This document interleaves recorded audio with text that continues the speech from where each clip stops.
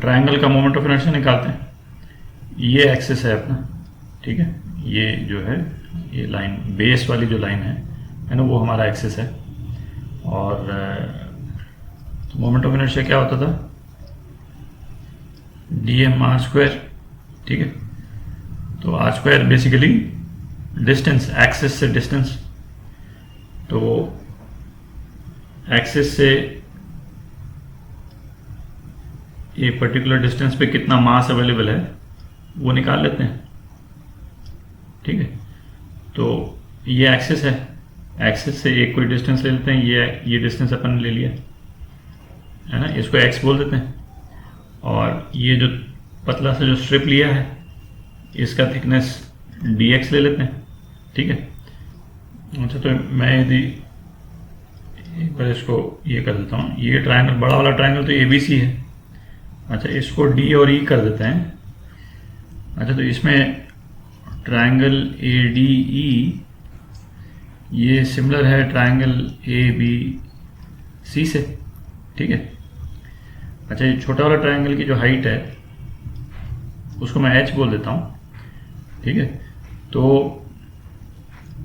h upon b है ना, ये बड़ा ट्रायंगल अपॉन इसका बेस, ये जो है वो h अपॉन ये जो DE लेंथ है उसके बराबर होगा, ठीक है।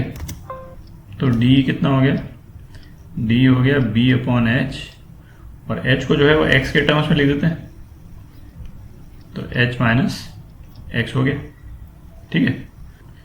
तो D को मैं छोटा b लिख देता हूँ ना, ये कैपिटल B है इसका बेस, और D जो वेरी कर रहा है ना वो ये।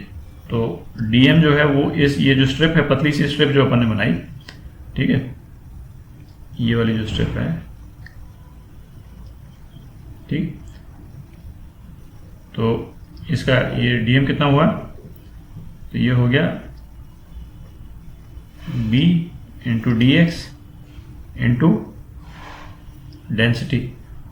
इस प्लेट की, ट्रायंगुलर प्लेट की जो डेंसिटी है वो ये है, और डेंसिटी को अपन अलग से लिख लेते हैं, मास अपॉन इस प्लेट का एरिया है ना, बेस हाइट बाय 2, ठीक है। ये डेंसिटी हो गई, तो इसको अपन लिखना चाहें तो 2m बाई BH लिख सकते हैं, ठीक है।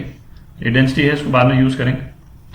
तो अब निकाल लेते हैं मोमेंट ऑफ इनर्शिया, है ना। I कितना हो गया, रो b dx into r square मतलब डिस्टेंस, तो ये कितना हो गया x स्क्वायर, ठीक है।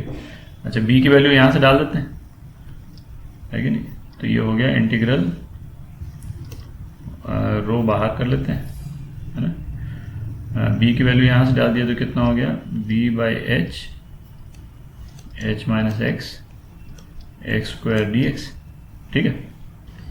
तो ये कितना हो गया, I हो गया रो b बाई h और integral h x square minus x cube dx, और इसको 0 से लेकर h तक अपने को इंटीग्रेट करना है, 0 से लेकर h तक, ठीक है। तो ये कितना हो गया, रो b h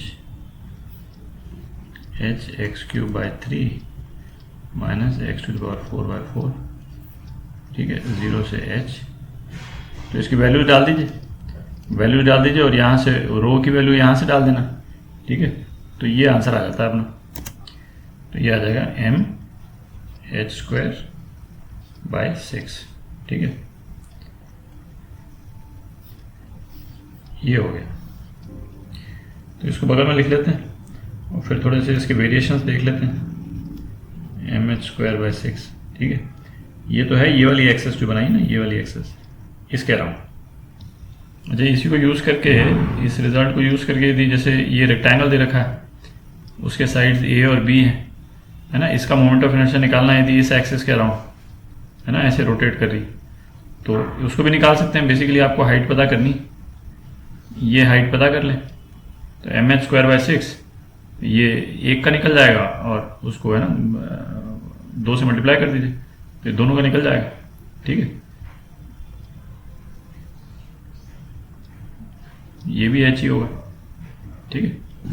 तो यदि जैसे आपने h निकाल लिया, ठीक है, तो ये ए बी सी, इस ट्रायंगल का अपन निकालते हैं आई ए बी सी इस एक्सिस के अराउंड, तो ये कितना हो जाता है, इसका मास यदि मैं क्या ले लूँ, m1 ले लूँ, m1 h²/6, और इसी तरह से ट्रायंगल इसका भी निकल जाएगा, है ना, ए बी सी डी, तो ए डी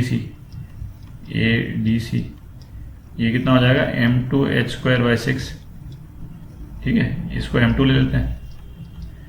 तो इस रेक्टेंगल का इस एक्सिस के अराउंड इन दोनों को ऐड कर देंगे अपन, तो m1 + m2 h²/6, ठीक है, तो m h²/6, मतलब रहा वही, जो फॉर्म है वो यही रहा, क्योंकि मास डबल हो गया ना, मास, इसका मास और इसका मास, तो ये दूसरा मास यूज हो रहा है बेसिकली, पर फॉर्म यही रहा, ठीक है। तो इस तरह से आपने रेक्टेंगल का निकाल लिया।